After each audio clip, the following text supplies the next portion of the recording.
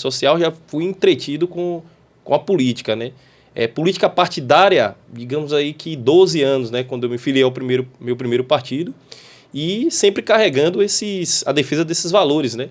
Por vir de uma família com origem cristã, filosoficamente dentro do espectro político, eu acabei, né, me reconhecendo como conservador. E foi daí que enxerguei no ex-presidente Jair Bolsonaro alguém que representasse tudo aquilo que eu pensava, né?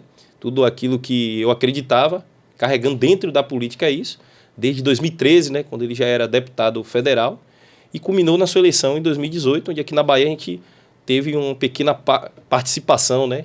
Graças a Deus, naquele momento fomos vitoriosos. Que bom. E quando você decidiu começar, né? Na verdade, por que você decidiu começar pelo deputado estadual, né? Sim. Que é um cargo onde precisa de um número muito maior de eleitorado, né? A votação tem que ser expressiva. Verdade. E não Estado por grande. e não por um vereador que normalmente seria a trajetória, né? Vereador, depois deputado, estadual, federal. Então, por que isso, gente?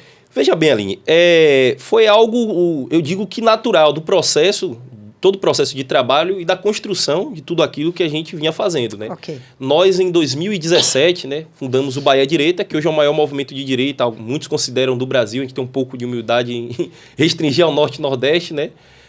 Temos exemplo do Direita Minas, outros grandes movimentos, mas hoje a gente estamos em 350 municípios da Bahia com coordenações. Foi através do movimento em que a gente interiorizou as nossas atividades. Em 2017, era uma simples página de rede social para divulgar as ações do presidente, do então deputado e posteriormente candidato a presidente. Em 2020, lançamos um candidato a vereador, que também é fundador do movimento, Alexandre Moreira, que está até aqui conosco, né, por Salvador. E nós observamos que a nossa capilaridade no interior cresceu muito. E daí, em 2022, mesmo com o insucesso da eleição de vereador aqui em Salvador, do nosso candidato, nós decidimos lançar a candidatura para deputado estadual. Né? E assim, foi um trabalho, como eu digo, o meu mandato foi construído tijolo por tijolo, né? Vocês analisarem prestação de contas, foi um dos mandatos, uma das candidaturas, se não a mais barata de todas, né? Foi bem espontânea mesmo, por afinidade de pauta. Tivemos, claro, grandes padrinhos, a doutora Raíssa, que eu não posso esquecer jamais, que abraçou a nossa candidatura, mais que uma aliada política, tenho como praticamente uma mãe, né? Para mim, para todos do Bahia Direita, ela que é madrinha de honra do nosso movimento. Tivemos a ajuda do Eduardo Bolsonaro, que citou nossa candidatura, e do próprio presidente Jair Bolsonaro. Isso alavancou, né, um trabalho que a gente já tinha arquitetado de algum tempo atrás, e foi natural o processo, né? Graças a Deus, no dia 2 de outubro de 2022, né, do último ano, nós conseguimos ter 33.827 votos e chegar hoje à cadeira de deputado estadual. Que bacana. E como foi a recepção, né? Como é que você se sentiu a recepção? Sim. Porque você é oposição, né? Sim. Dentro, a oposição está muito reduzida na Assembleia. Verdade. Como é que foi essa recepção para você lá? Olha... E principalmente por ter vindo, né, de apoio ao ex-presidente Bolsonaro, que perdeu a eleição. Então aí... De verdade. Pessoalmente, eu tenho buscado ter boas relações com todos, né? É claro que a gente tem que separar as nossas opiniões políticas do trato pessoal. Não quero criar inimigos, eu quero ter divergências, ainda que sejam profundas e por mais radicais que sejam, em aspas, utilizando esse termo, somente é distrito ao campo político, né? Porém, há pessoas, infelizmente, que levam isso ao campo pessoal, né? Como uma certa deputada que no último dia lá, na primeira sessão do ano, acho que cometeu um erro, um grande equívoco, né? Todos viram a polêmica em que gerou, mas no mais, eu tenho tido uma boa relação com todos, pessoal, né?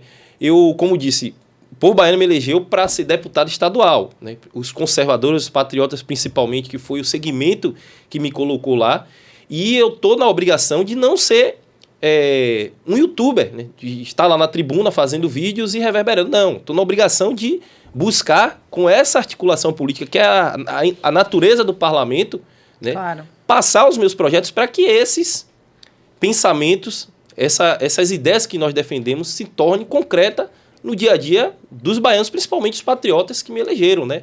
E foi nessa toada que nós apresentamos 12 projetos já na primeira semana. Já na primeira semana. Focado em quê? Quais são as suas principais pautas para entrar lá do projeto? Precisa falar os 12. Muito pulverizado, mas, por exemplo, combate à doutrinação ideológica nas escolas, né? Nós queremos um ensino, principalmente nas escolas públicas, isento de influência ideológica. A gente quer imparcialidade. O que é influência ideológica? Por exemplo, no último discurso em que fiz, hoje você tem, né, uma tendência a formar, quando está se repassando o ensino, até na montagem da grade pedagógica, você tem uma tendência a repassar conteúdos que sua base filosófica, podemos dizer assim, uma referência bibliográfica, vem de autores que são ali raízes do marxismo, que é a origem, vamos dizer que filosófica, do comunismo e do socialismo. Eu fiz uma provocação, até deputados da oposição, do governo, a oposição, me concordaram. Eu disse, vamos lá para a parte de sociologia e filosofia. Vocês que tiveram sociologia, né, que hoje virou moda, sociologia... Mas espera aí, uma pausa. Isso você enxergou isso dentro de algum material pedagógico do governo do Estado? Sim. Tá lá. Que eu fui, inclusive, aluno da rede técnica, embora técnica, mas estadual, do governo do Estado. Eu, na pele, sofri como ninguém isso. Você, por exemplo, na matéria de sociologia, você só tem ali a leitura, vamos dizer assim, uma instrução a respeito da vida em sociedade com base em autores, como eu disse aqui agora há pouco, emanados do marxismo. Só por um olhar, né? Por uma visão teórica e não da outra. Exatamente, uma visão teórica, né? E eu fiz uma provocação. Vocês ouviram aqui, eu tenho certeza que vocês ouviram aqui falar de Karl Marx, todo mundo, sim. De Engels, sim. Até na faculdade de Foucault, né? Eu vou para a universidade. Sim, mas vocês ouviram falar a respeito, por exemplo, de Karl Menger? Ninguém nunca tinha escutado. De Ludwig von Mises? Ninguém nunca tinha escutado. De Chesterton, que eu considero uma base, inclusive filosófica, para a vida em sociedade indispensável, principalmente para os estudantes do ensino médio, né? Que ali dá de uma orientação, lhe dão bases, né, para a vida em sociedade. Ninguém nunca tinha escutado falar. Então, como não dizer que a educação, que o conteúdo pedagógico, que os ensinamentos não tem um lado ideológico, um lado partidário. Então, o que a gente quer é isonomia no ensino. O professor, ele tem liberdade de cátedra, mas ele não pode influenciar ninguém a ser militante político. Porque a partir do momento que você repassa um conteúdo que tem por trás uma base ideológica única, exclusiva, você está, sim, formando militantes. Se você analisar tudo que esses autores diz, coaduna com o ideário dos programas do partido do PT, por exemplo, que é um partido de esquerda socialista, do PCdoB, do PSB. Então, o que a gente enxerga, né, dentro da leitura filosófica, né, e da história mesmo política mundial, o que nós chamamos de gramscismo. O que é o gramscismo? O filósofo Antônio Gramsci, no ano de 1920, né, por aí, quando ele esteve preso, né, ele escreveu o que chamava Cadernos do Cárcere, né, ele era comunista. E, dentro da sua teoria, ele disse, nós não vamos tomar mais, não vamos conseguir uma realidade socialista comunista na força. Né? Claro. A gente não deve tomar mais os quartéis, como era a ideia de Stalin e Lenin, vamos dizer assim, os céleres do comunismo, do socialismo. Né? Nós vamos agora, não tome os quartéis, mas tome as escolas, as universidades, tome as mentes, ou seja, não é mais a base da força e da luta armada. A gente tem que tomar a sociedade, transformar a sociedade comunista na mudança de pensamento, de mentalidade. Sim. E foi daí que isso reverberou no mundo todo. A partir dos anos 60, a esquerda, né, abdicou de muitas dessas ideias para ir para a luta armada, né, inicialmente, e enxergou que a saída para, principalmente no Ocidente, transformar a sociedade em uma sociedade comunista, né, como Stalin disse que ia fazer o Ocidente feder sem ele perceber, foi através do pensamento. E aí o que é que eles descobriram? Que a forma da gente fazer isso é tomando o sistema de educação, né, se apropriando de todo o sistema de educação, como aconteceu no Brasil nos anos 60, que embora os militares venceu aquela contra-revolução, mas entregou a montagem do sistema de educação para o sindicato de professores que estavam ali tomados de socialistas, né? E, paulatinamente, a gente teve esse processo de uma educação totalmente baseada no modelo Paulo Freire, que é declaradamente um marxista em sua obra, como, por exemplo, que me falhou a memória aqui agora, se alguém puder soprar aí, né?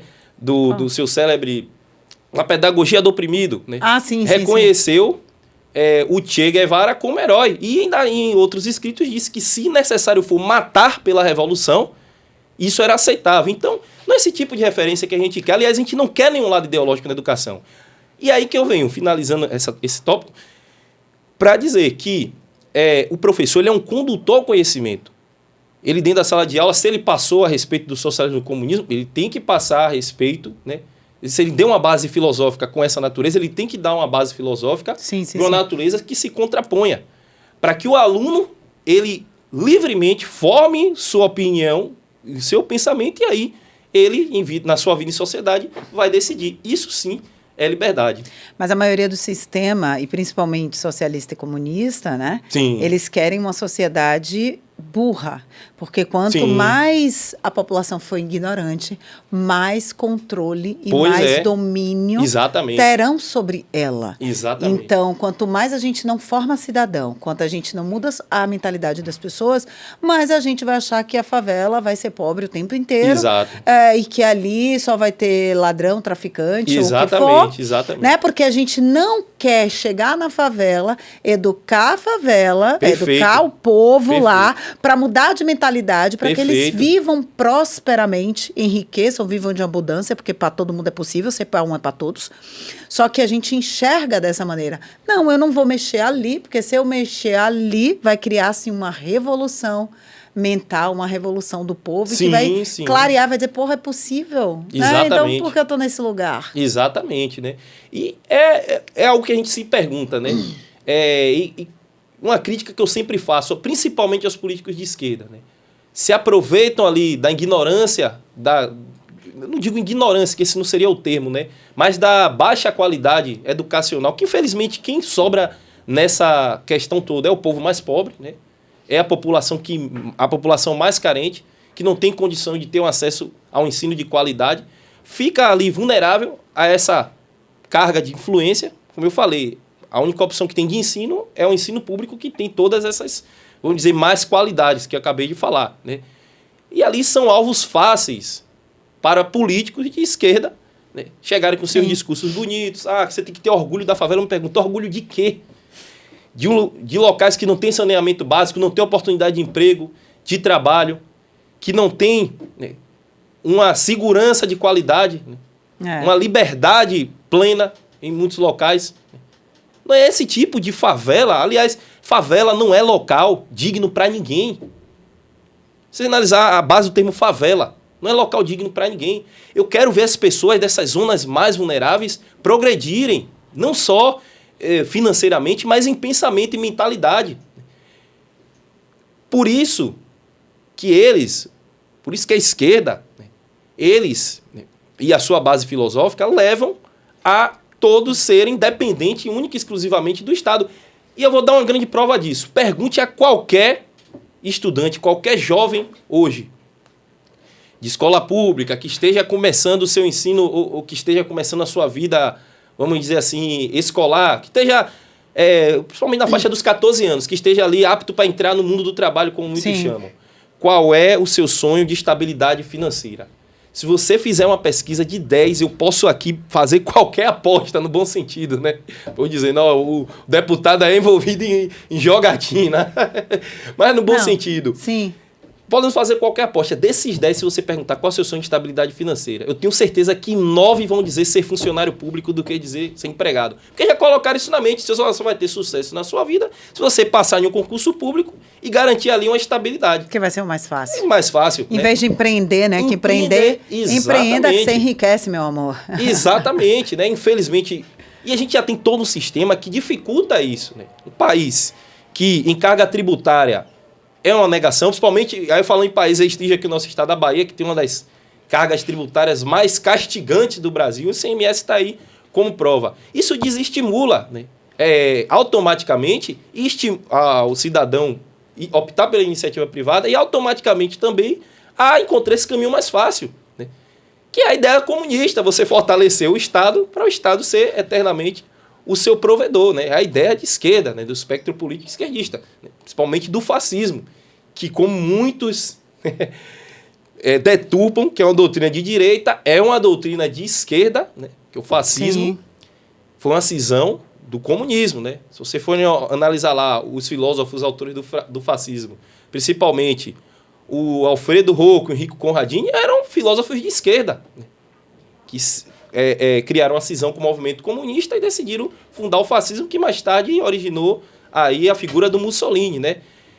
Principalmente o fascismo que estimula, né, em sua totalidade, na totalidade de sua teoria, o culto ao Estado, né? Nada fora do Estado, tudo dentro do Estado e somente através do Estado. Então, é esse tipo de mentalidade que a gente precisa superar no Brasil.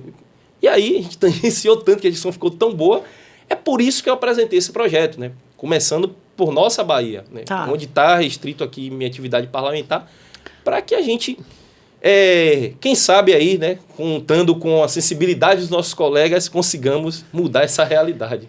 E pelo que eu vi, você vai fazer uma oposição bem combatente, né? Sim, vai ser bem firme pelo seu discurso que você já foi falando aqui. Eu já senti, eu falei, meu Deus, ele vai estar lá, né? Mas isso é bom, não é nada ruim, né? Eu acho que é bom, porque a gente precisa ter, né, os dois lados pensando. Sim. Agora, eu tô vendo aí na tua gravata de hoje que eu tava olhando, eu falei, vou perguntar. Uma K-47. Exatamente, a imagem de uma armazinha. Você é a favor das armas? Sim, 100%. Né? O uso responsável, consciente, o direito de defesa da própria vida do cidadão. Né? Você tem uma arma? Ainda não, mas em breve terei uma. Muito mas breve. Já fez curso de Estou concluindo, tá concluindo? Tudo certinho. Muito bom, muito bom. É porque, assim, eu né, penso muito. Não tem arma, tá concluindo, mas será que ele não está seguindo por conta do ex-presidente Bolsonaro, de todo o discurso, ou de tudo que ele pregou? Também, né? Vou seguir porque é meu tutor, minha inspiração. Tem isso? De tem, mas não é vamos dizer que assim, que a base da minha formação de opinião para defender a arma não foi aí. Foi anterior a isso, né?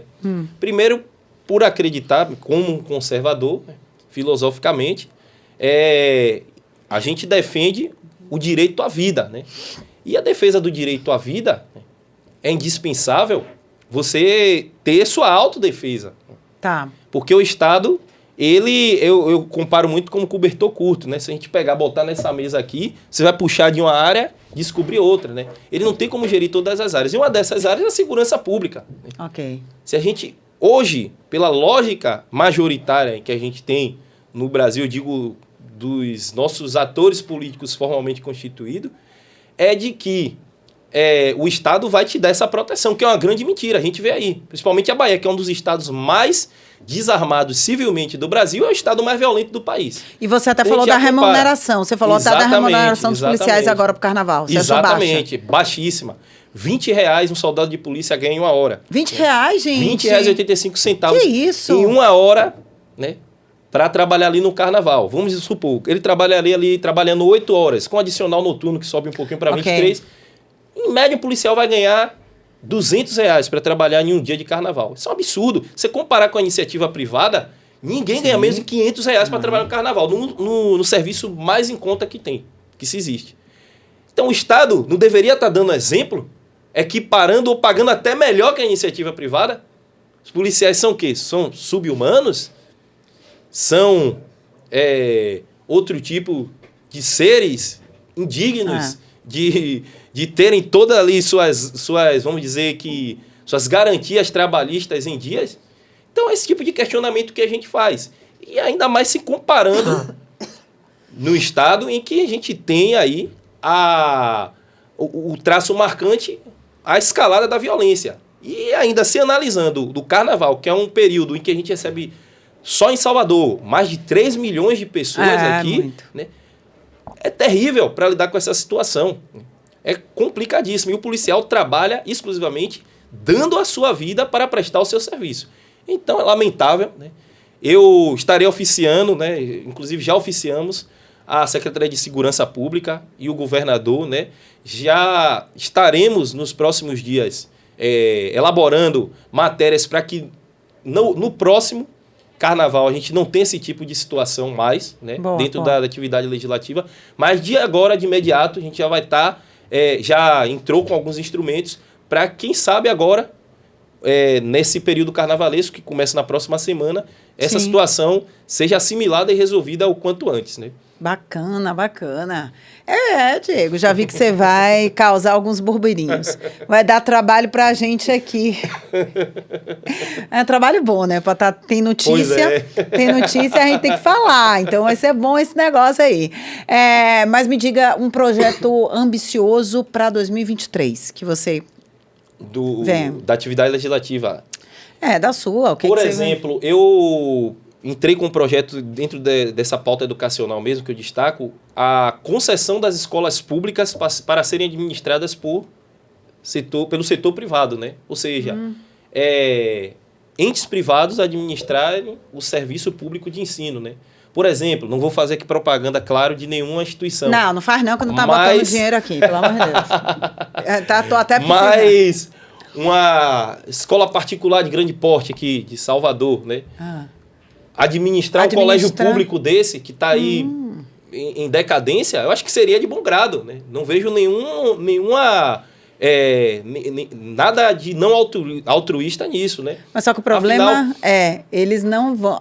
o privado vai ter que ser um PPP ou algo assim. Né? Por ideia, a proposta é nessa base aí, de uma PPP, por meio de uma parceria pública-privada, garantindo a gratuidade e a universalidade do ensino, né? Exatamente. Algo importante se destacar. Que eu estou esperando, né, qual vai ser o argumento dos sindicatos, né, principalmente, que tem argumento para tudo, né? Mas eu espero que concordem com a proposta. Chamo para discussão também. Quero ter vocês como aliados, embora se a questão política não atrapalhar, né? Mas se de fato vocês estiverem do lado dos estudantes e da educação, com certeza vocês vão estar comigo nessa proposta aí. Que beleza. É isso.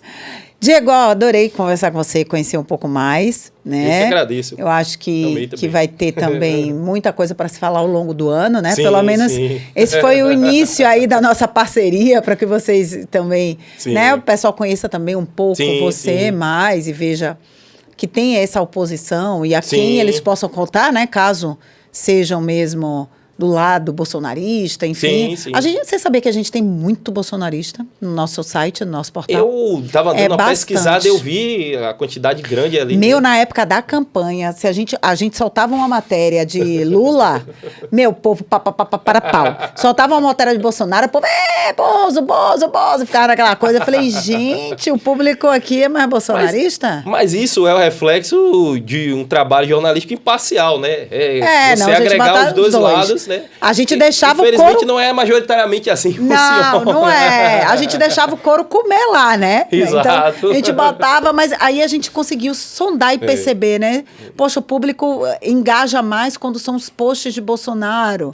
Né? Então a gente conseguiu mensurar isso. É um público muito forte em rede social, né? Isso. É um principalmente Instagram, a gente tem uma força muito grande. Tem uma força muito grande. Foi isso que eu percebi também. Eu falei, gente, que louco isso, né? Mas é interessante. Enfim, olha, muito obrigada. Boa sorte, sucesso. A gente conversou aqui com o deputado estadual, né, novíssimo, chegando agora na Assembleia, Diego Castro. Compartilha o vídeo, comenta, diz aqui se você gostou, não gostou, manda uma pergunta, uma crítica, o que for, tá ótimo. E aí você também vai lá nas redes sociais. O telefone tocou agora e é isso. Beijo, tchau!